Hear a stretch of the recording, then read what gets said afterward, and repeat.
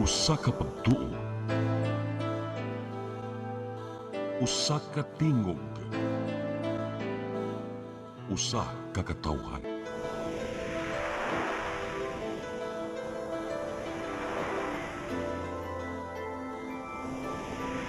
Cebu Catholic Television Network.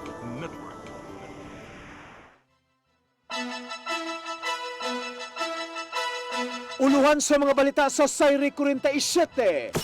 Regional Director sa LTO-7, samtang kapin na po ka mga enforcers gitangtang tungod sa isyu sa korupsyon. Learning Continuity Spaces gitunol ni Presidente Ferdinand Bongbong Marcos Jr. sa Pulambato Elementary School sa Dakbayan sa Bugo. 600 ka mga empleyado sa Kapitolyo gi-drug test. Tanang magpositibo, taktakon. Duha ka inmate sa Lapu-Lapu City Jail gi-hostage. Naangon. Sugbo, Kabisayan ug Mindanao ug katawhan kutos maabot sa tong Sibya sa tibuok kalibutan mayong hapon. Live kita karon sa CCTN Channel 47 ug kini ang tulumanon sa nag-unang kasayuran nga angay natong masayran. Sa nga ni Attorney Danica Caballes Tikling, ako si Dennis Tabar ug kini ang Sayri 47.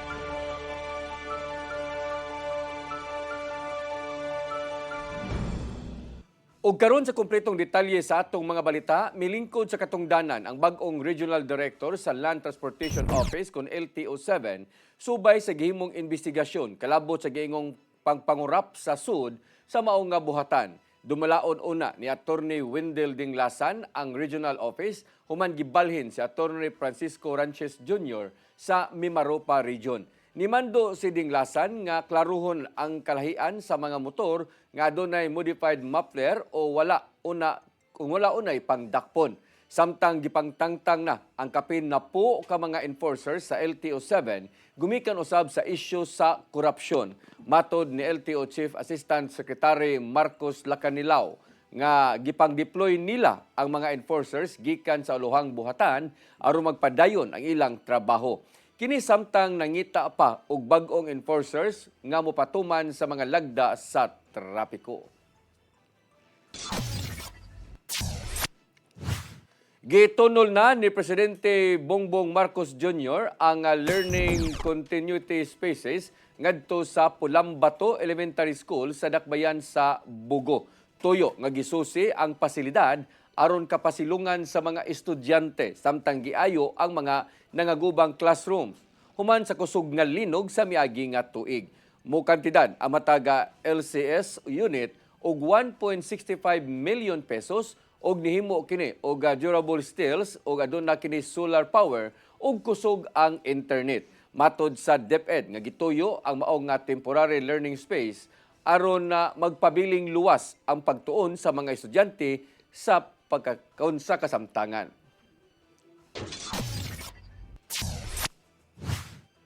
Pagdanginot sa kuryente o pagbaton og solar panel sa mga buhatan og tunghaan, hingusgan sa Department of Education. Pipila kay noon ka mga lakang ang angayang himuon aron sa gubangon ang epekto sa nasinating crisis sa kalibutan. Ang kasayuran ihatod ni Gian Navarro. Gihingusgan karon sa Department of Education ang pagpatuman sa pipila ka mga economic measures aron sa gubangon ang nagkagrabing krisis sa kalibutan tungod sa pagsirita karon sa presyo sa petroleum products. Mato ni Secretary Sani Angara nga kinananggay na ng pundo sa mga eskwelahan ug opisina ang pagbaton og solar-powered panels isip alternatibong tinubdan sa kuryente. Mahimo kini makuha kung aduna pay nahabiling pundo sa MOOE o Maintenance and Other Operating Expenses. Apan sa kasamtangan, nakita sa kalihim ang kamaynungdanon sa pagdaginot sa paggamit og kuryente. Diin, palungon ang ubang mga appliances o mga ekipong wala una gigamit. Very simple yung pagpatay ng ilaw, pagpatay ng gripo, pag hindi kailangan, pag pag-share ng resources, very practical and measures po tayo. Gipatuman sa mga opisina sa DepEd ang 4-day work week aron dili na modako pa ang gasto sa paggamit og kuryente. Kabay lang kini sa pagsunod sa mando ni Presidente Bongbong Marcos Jr. nga magdaginot sa energy resources ngadto sa habig sa kagamhanan. Apan gitataw ni Angara nga dili pa applicable among lakang ngadto sa mga eskwelahan, ilabi na nga mahumana ang tuig tingtungha nila. So 4-day work week din kami. Hindi naman pwede sa eskwelahan dahil hindi pa natin tested masyado yung distance learning o yung hybrid.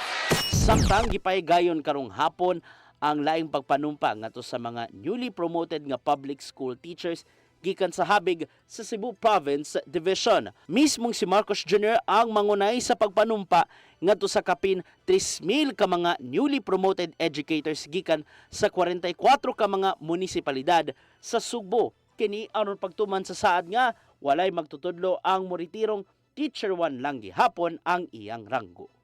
Gia Navarro, CCTN News. Nangayo na og pagpasabot ang Land Transportation Franchising and Regulatory Board 7 ngadto sa usa ka van for hire unit kung nganong nisaka ang ilang plite sa usa ka terminal sa Cebu City nga walay taripa. Matod sa Regional Director nilang si Abusamen Matuan nga mi-issue sila og show cause order ngadto sa sakop sa usa ka kooperatiba human nasakpan sa maong binuhatan.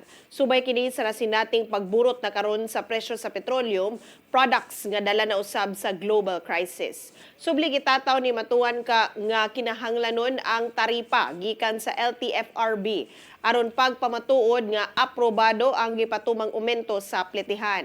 Mipasalig si Matuan nga ilang hatagan og daling pagtagad aron dili na mausban pa sa ubang V-hire operators. Mga progresibong grupo sa Sugbo na sagmuyo humana nalangan ang hangyo nga ibasura ang oil deregulation law. Subay kini sa nasinating kalisod sa transport sector karong lauman ang mega oil price hike ning semanaha. Ang kasayuran hatod ni Gia Navarro.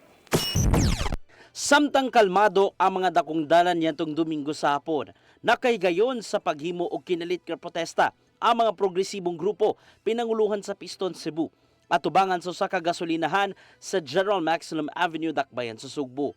Gipalanog nila ang naangko mga kasagmuyo og kahingawa karong nagkagrabe na ang epekto sa global crisis nga dala sa giyera sa Middle East. Karong kontrolado ang State of Hormuz, din anang dakong pundo sa petrolyo, lauman sa mga motorista nga mulapas sa 20 pesos kada litro nga aumento sa petroleum products ning simanaha.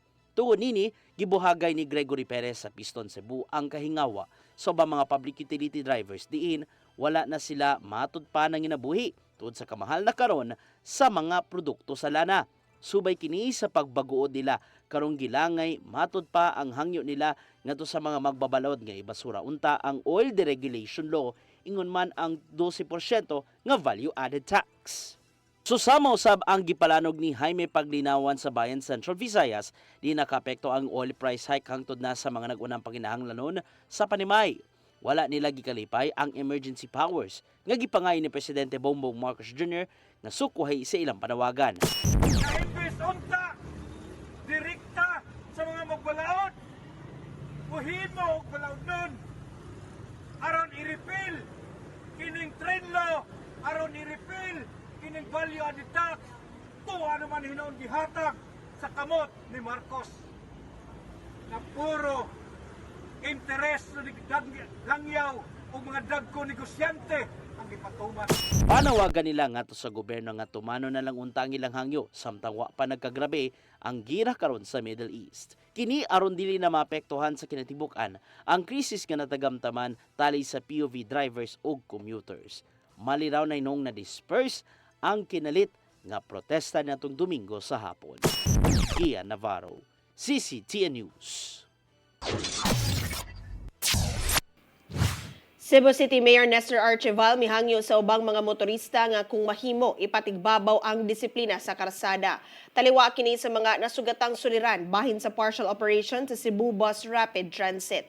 Ang kasira natong pagbalik ni Gian Navarro. Nasabtan ni Cebu City Mayor Nestor Argival ang kabalaka ug reklamo sa ubang mga motorista bahin sa gipatumang partial operations sa Cebu Bus Rapid Transit. Ilabi na karong gisugdan na ang pagbiyahe sa mga piniling bus units siyang exclusive lane sa CBRT gikan sa habig sa Fuente Osmeña hangtod sa Cebu South Bus Terminal. Tugod nini, bugat ka trapiko ang nasugatan sa mga nang-aging motorista sa Daplin gumikan lang sa mong exclusive lane. Sagad kini may tabo matagting sulod og tinggawas sa mga trabahante o estudyante. Kinahanglan sila mutuman sa klaro nga direksyon or traffic rules. Like for example, ang mga drivers manggod or ang mga motorist, bahala na lang kung asa sila padung, basta naay bakante, adto sila padung. Daghan kayong mga tao nga mga counterflow. Tungod nini giawhag di Archival ang ubang mga motorista nga mosunod lang una sa mga lagda sa trapiko ilabi na sa agianan sa CBRT bus lane. Gibantayan kini sa mga sakop sa city government aron kalikaya mang-agi ang ubang mga motorista. Samtang gibutyag di Archival nga gikonsiderar nila ang posibleng pag-agi sa ubang mga bus sa CBRT lane. Nevertheless, we continue to do what is right and based on the studies nga atong nakitaan. And from there, musugod na sa tapadong din sa South. But then again, this is something nga di nato mahimo diha dayon. Subling kitataw sa mayor nga igo lang gisubay sa Department of Transportation ang partial operations sa CBRT. Kini aron makita kung aduna ba'y mga nasugatang kahasol ug ubang mga suliran alang sa posibleng adjustments nga himuon.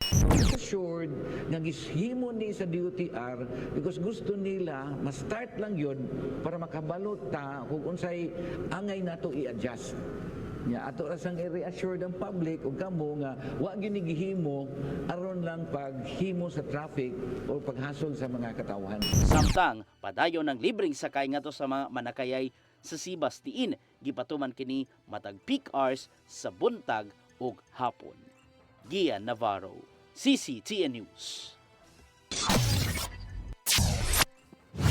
Philippine Coast Guard planong mo patukod o gabag-ong opisina sa ilawom si Kaduhang Bridge habig sa syudad sa Mandawi. Takbayan ipadayag og suporta sa kandam nga mutabang. Ang kasayuran ihatod ni Mary Rose Sagarino. Giplano sa Philippine Coast Guard ang pagtukod og bagong opisina nga ipahimutang ilawom sa Kaduhang Bridge sa Pahara Park sa Mandawi. Sa ilang pagbisita, nagpatabang sila sa syudad kabahin sa plano. Tinguha nga mapadali ang ilang pagresponde kung adunay emerhensya ug mas mapalig-on ang pagbantay ug pagmintinar sa kahapsay sa kadagatan. Dugang pa nga magamit usab sa mga personnel ang opisina, isip kapuy-an o kabutangan sa mga sakayan nga gamiton sa pagresponde kung adunay alarma. Ang PCG adunay buhatan sa Mandawi na himutang sa One Wharf apan giingong gamito na ang luna sa pribadong tag-iya. Mary Rose Sagarino, CCTN News.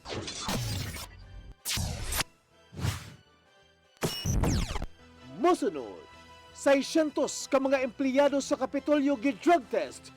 Kanang magpositibo, taktakon. Kana ug daghan pa mga balita sa pagbalik sa Sayre 47.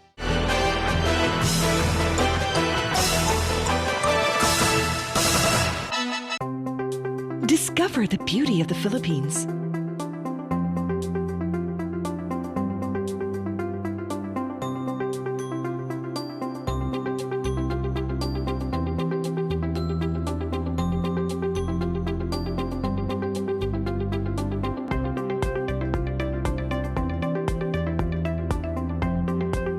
With Philippine Airlines, the country's flag carrier.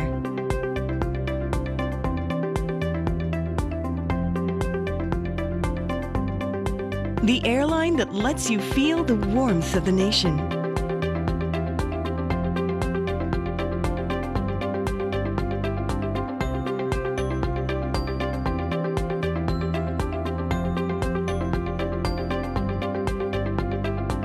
Mabuhay!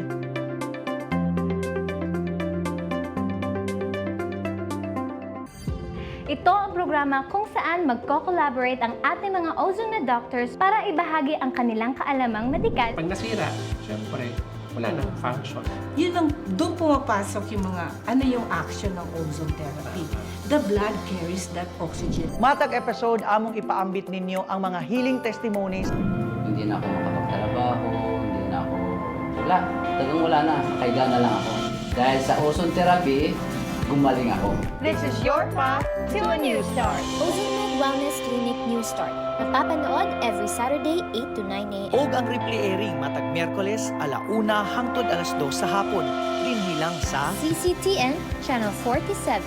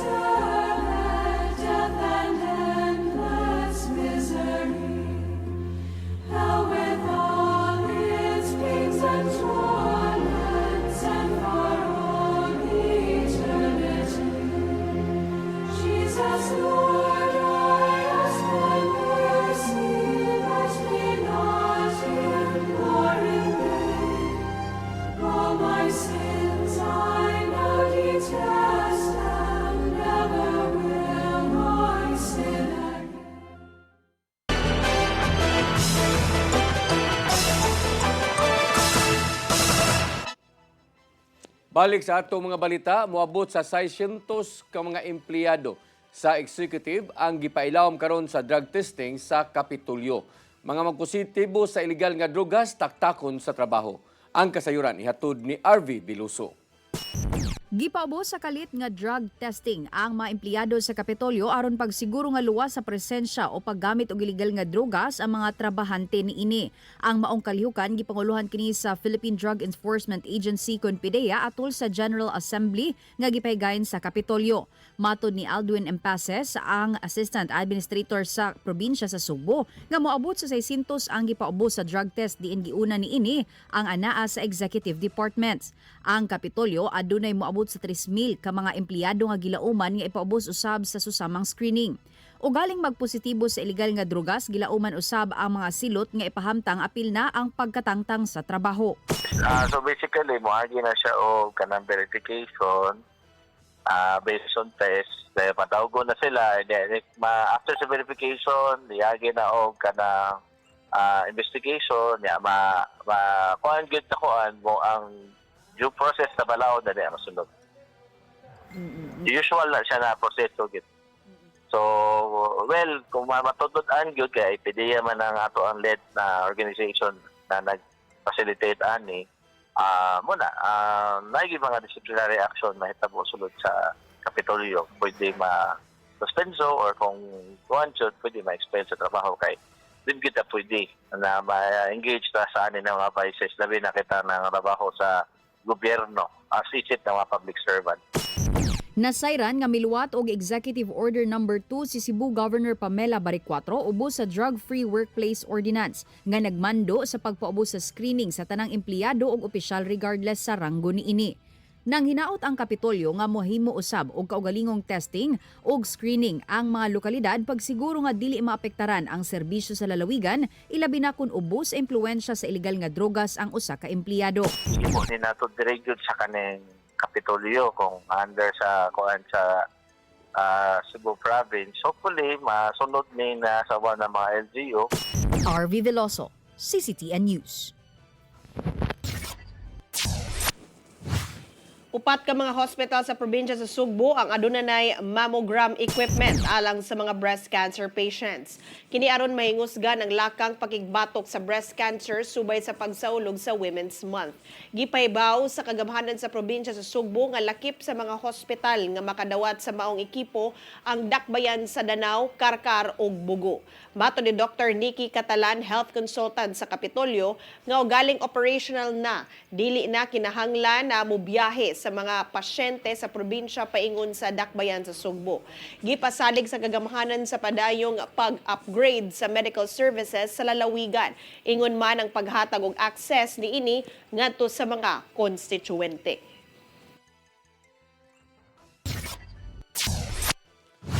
Samtang sa laing balita, siyudad sa Mandawi nakikidegusasyon karon sa operator sa sanitary landfill diya sa lungsod sa Konsolasyon. Aron diretso nang makalabay sa ilang basura o makabarato sa gasto. Sa kasamtangan, niagi o pribadong hauler ang siyudad nga mas dako ang bayranan. Ang kasayuran ihatod ni Mary Rose Sagarino. Matod ni Mayor Tadeo Junki Uwano nga nagpadayon ang diskusyon sa Mandawi ug Asian Energy, operator sa sanitary landfill sa lungsod sa Konsolasyon. Matod sa mayor nga nakignegosasyon ang syudad kung mahimong tugutan nga makalabay diretso sa ilang basura sa landfill nga makapakunhod sa gasto sa syudad. Sa kasamtangan, ang Mandawi ni paagi og pribadong hauler aron makalabay sa landfill. Ang syudad adunay moabot sa kapin 9 milyones pesos nga wala na bayaran ni atong tuig 2021, hinungdan nga dili makadiretso og labay sa landfill. Working with them na batay ka ng amicable settlements na ilang i-waive ang interest, ang penalties. Okay, since 2022 man siguro to, 2021.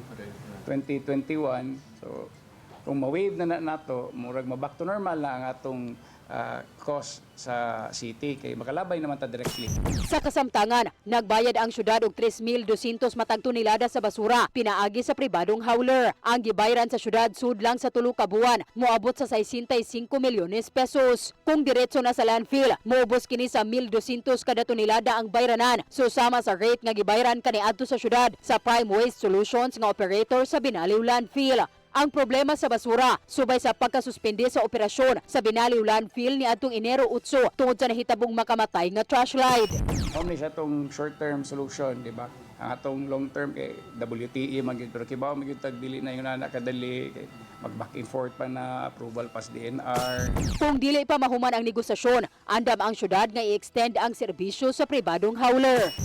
Mary Rose Sagarino, CCTN News.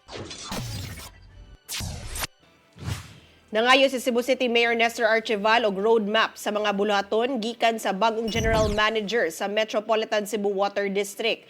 Gitudlo si Attorney John DX Lapid aron dumalaon ang MCWD isip General Manager. Buot makikita si Archival kang Lapid og sa mga sakop sa MCWD ning semanaha aron tukion ang mga laka nga himuon bahin sa supply sa tubig. Subayon hinuon sa mayor ang mga programa og ubang inisyatibang buhaton sa Water District depende sa mga nauyunan sa Board of Directors. Usa sa mga buot sulbaron ni Archival ngadto sa MCWD mao ang pagminos sa mausik nga non-revenue water sa Dakbayan sa Sugbo. So naatay nawa kung ato lang yung tanawon, kung ang tanan nga mga tubig nga atong gipalit gikan sa supplier na wagtang ang 100,000, 6.5 million ang atong nawa kada adlaw. So mao na nga ang akong gustong mapaabot nila is find ways in order to minimize the non-revenue water. Gisusi sa Talisay City Police Station ang gituhang death threat nga nadawat ni kanhi Provincial Jail Warden Byron Garcia niadtong Biyernes sa gabii. Base sa incident report gikan sa Homeowners Association, gibilin ngadto sa panimay ni Garcia ang funeral flowers, buhing bala og dagway niini nga dunay nakabutang nga rest in peace, Mr. Putak. Nasayran nga adunay lalaking naka-face mask nga niduol sa usa ka e-bike rider o gitahasan nga i-deliver ang maong butang kang Garcia. Apan gipakagamay lang sa igsuon sa kanhi gobernador ang maong delivery tungod kay posible nga prank lang kini gikan sa iyang mga higala. Na-recover na sa kapulisan ang mga buhing bala ug padayon pang giila kung kinsa ang utok sa paghatod sa maong delivery.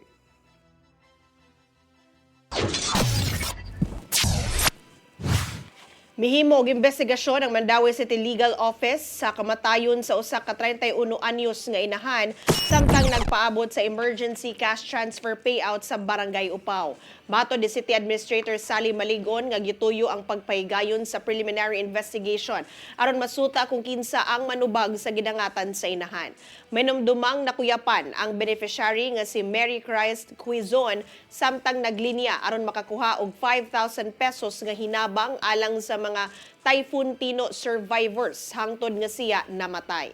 Suba pa nila Maligon nga kung adunay kapakyasan sa paghatag og dinaliang medical aid, manubag ang nalambigit niini ubos sa administrative rules. Samtang giproseso na sa Department of Social Welfare and Development 7 ang burial assistance ug ubang hinabang ngadto sa mga nabiyaang kabanay.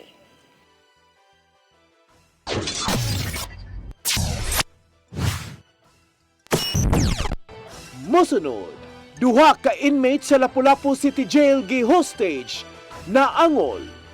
Kana og daghan pa mga balita sa pagbalik sa Sayre 47. Discover the beauty of the Philippines.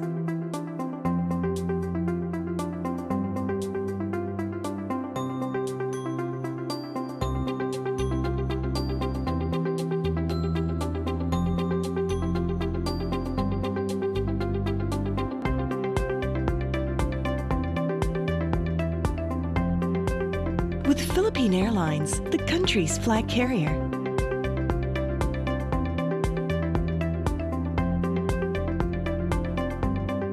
The airline that lets you feel the warmth of the nation.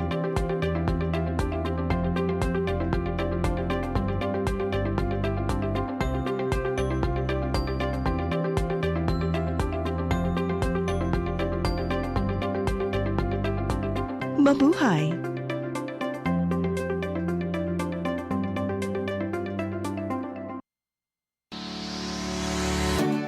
Looking for the best internet deals in Negros Oriental? Phil Products Negros is here to bring you fast, reliable, and affordable internet with plans made just for you.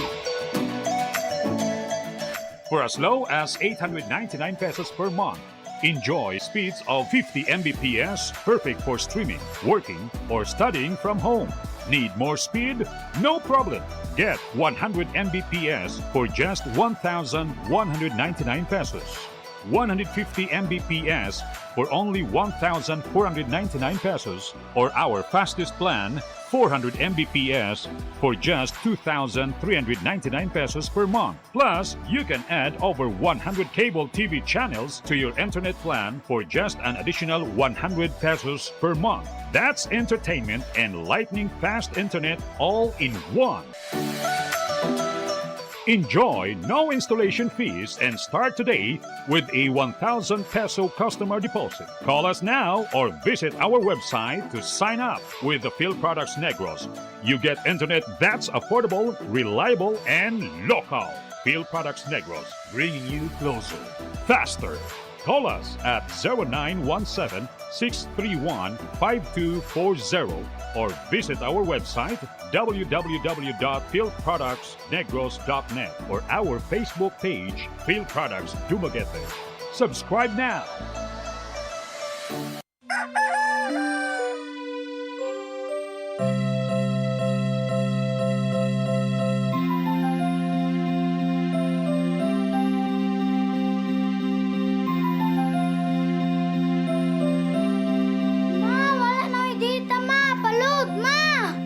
Sorry ma'am, na-late ko. Nangita pa mong gugo para internet sa kong anak, ma'am. Ay, wala na yung problema. Pag sinisibo. Sinisibo, sinisibo. For your internet connection. And for the signal of your cable TV. So fast and straight that transmission to your home. Sinisibo. Sinisibo, sinisibo. Offers you to have fiber optics. For your viewing experience, perfect and clear, so fine. So great and affordable for you to enjoy. Sinisibo. Sinisibo Television Network Incorporated offers fiber to the home broadband internet bundled with fiber to the home cable TV connection. Sinisibo Television Network Incorporated, with its operation in Metro Cebu and the whole province of Cebu soon. And affordable for you to enjoy. Sinisibo. Ang kinabuhi puno sa hagit. Sugpil na ka, Dri, ha? Ay, paginarte! Dita ka! Puno sa pangutana. Bata pa gani ka kayo? Nagpuyab-uyab na ka? Kinsa man ang mukhang masakitin nato din ay karon ha, kinsa! Kung sibuti mo'y pasabot na di. Puno sa luha. Pagpili pa, ako nga imong anak o kanay imong mga babae. Kasuko. Yung nananado pa. Maluitang ka ni Papa. Apan bisan mangit-ngit pa ang imong kalibutan, aduna pa'y nagpahiping kahayag. Aduna ka pa'y kasumbungan. Mga laman, hanap na. Dear Tatay, Tunog na unlod na. Nganong handungan. Waylaing pagi aron masabtan nato ang Biblia. Kinanglan nga doon natay relasyon kang Hesus. Hangtod sa layan natong panaguban, daghang salamat. Shalom. Tunog na unlod na. Di siya kumutuog na Ginoo. Pero magulo ng bata da! Nangita lagi ni gatas! Kasabot ka! Akong ipakuha!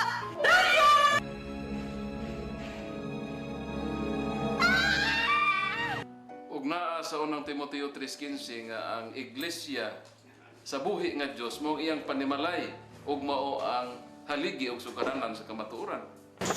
Mayo! Kasi tayo! May hatag lang unta kong gatas para sa inyong anak. Basin kadahong ka nga, ikaw ang gwapa sa tibok kalibutan.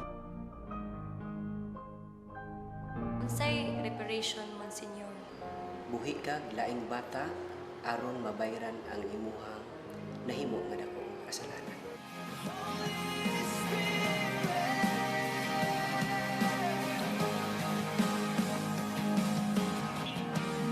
Daghan ka nato ang nagduda kung doon na bagay Ginoo o wala. Apan ang Biblia nag-ingon nga atong dawaton pinagi sa pagtuo ang kamaturan nga doon ay Ginoo.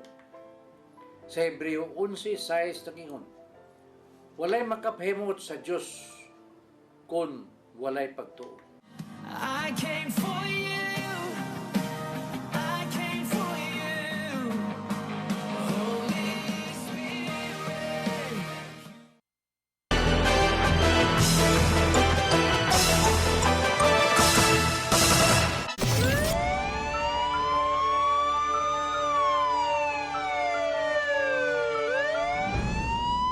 Balik sa atong mga balita, naangol ang duha ka mga piniriso human gi-hostage sa kauban usab nga piniriso tigituang ikyas gikan sa isolation area sa Lapu-Lapu City Jail niadtong Biyernes sa hapon. Matod sa Bureau of Jail Management and Penology 7 nga niikyas gikan sa isolation area sa male dormitory ang 7 ka mga piniriso nga nidiretso sa Solid 1 building di nahitabo ang maong pagpang-hostage. Nasuta sa pasyonang investigasyon nga wa nakauyon ang maong mga hostage taker sa bag-ong PDL commander sa male dormitory. Hinundan nga daling mitubag ang mga sakop sa kapulisan aron lang mapugnan ang maong nga insidente. Ni-surrender ang mga hostage taker o gibalhog sa Dorm 1 sa bag-ong building sa Lapu-Lapu City Jail alang sa himuong nga investigasyon. Dulan sa kagatos ka mga pinangita sa balaod dadakpan sa gipakusgan nga manhunt and law enforcement operation sa Police Regional Office 7 sa miaging semana. Kini gituyo aron makuha kadtong mga kriminal nga dunay kaso nga giatubang nga padayong gawasnon sa balaod. Ang kasiran hatod ni Arnold Bustamante. Dulaan sa kagatos ka mga wanted persons ganoon ay mga pending warrant of arrest ang nangadakpan sa Police Regional Office 7 subay sa kipakusgan nga manhunt and law enforcement operation gikan Marso 8 ngadto na sa 14, 2026. Sa maong operasyon nakasikop usab sila og 261 ka mga suspitsado sa lain-laing krimen nga pinasubay sa focus agenda sa Philippine National Police nga nagtarget sa mga wanted persons, illegal nga drugas, loose firearms ug illegal gambling. Sa 94 nga giila nga pinangita sa balaod sa Tibok Region 7 napulo ni nalakip sa most wanted person nga listahan nga nagatubang og dagko nga mga kaso. Kini napakita nga ang PRO7 mipakusog pa silang kampanya pagukod sa mga kriminal aron pagsiguro nga ang mga nalambigit sa krimen mapanubag sa salaod nga ilang nahimo didto sa korte. Samtang sa dungan nga kampanya sa kapulisan sa Central Visayas batok sa illegal nga drugas, nakasakmit sila og 270.33 gramos sa gituang shabu nga dunay standard drug price nga 1.8 million pesos. Sa ilahang nga paghingusog batok loose firearms sa kapulisan, nakasakmit usab og 38 ka mga armas nga wala lisensya, 3 ka eksplosibo, 90 ka mga bala sa lain-laing kalibre sa armas ug 13 ka mga tao ang nangadakpan. Gipanigon usab sa PRO7 ang ilang pagukod sa illegal nga sugal, di nakalusad sila og ubay-ubay nga mga operations pagkasikop sa mga sugarol ug pagkasakmit sa 16,037 pesos nga kwarta sa sugal. Si Police Brigadier General Rodrigo Maranan, ang hepe sa Police Regional Office 7, midayeg sa mga operating units nga padayon nga naning kamot nga mahimong luwas ang komunidad. Gipasalig ni Maranan ngadto sa publiko nga ang kapulisan sa Central Visayas padayon silang pagpalambo sa police operations ug hugot nga nakigalayon sa komunidad aron pagpugong sa krimen ug magpadayon ang kahusay kalinaw sa matag lugar sa Region 7. Arnold Bustamante, CCTV News. Sa lain nga balita, gibasura sa Court of Appeals ang kasong administratiba nga gipasaka batok ni kanhi Cebu Governor Gwendolyn Garcia subay na sa pagkubkob sa Mananga River. Base sa desisyon sa 11th Division, mipabor kini sa pag-apilar ni Garcia nga i-dismiss ang kaso tungod sa giingong kapakyas sa respondent sa pagmamatuod nga adunay daotang tiguha o korupsyon ang kanhi gobernador sa pagmando sa disilting. Giaprobahan ni Associate Justice Raymond Reynold Lauigan ang maong nga desisyon o gilagdaan usab ubos sa pagtugot nila ni Associate Justices Maria Elisa Simpio D ug Maria Consijo Gingos Ignalaga. Gidugang sa korte nga subay sa gipresentar nga records, giingong wa nakaguba og nakamugna og dili mayong epekto sa sapa ang gihimo nga desilting.